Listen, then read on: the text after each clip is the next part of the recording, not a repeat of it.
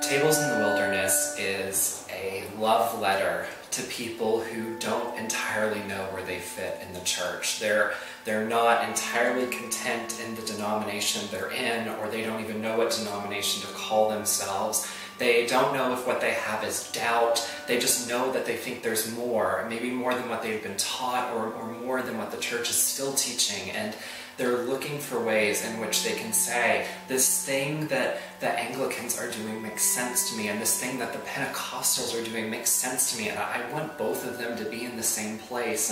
And it's a story of a storied faith. It's a love letter to the people who don't know where they fit. And that there's a whole group of people in the church who are scratching their heads and saying, I don't feel him anymore, but I believe. What am I supposed to do?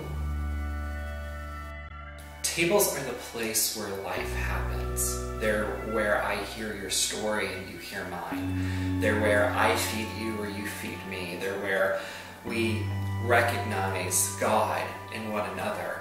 And I think that's probably the most significant thing that I learned in the silence, was that God was teaching me to look for God in one another, in the ordinary, in the common.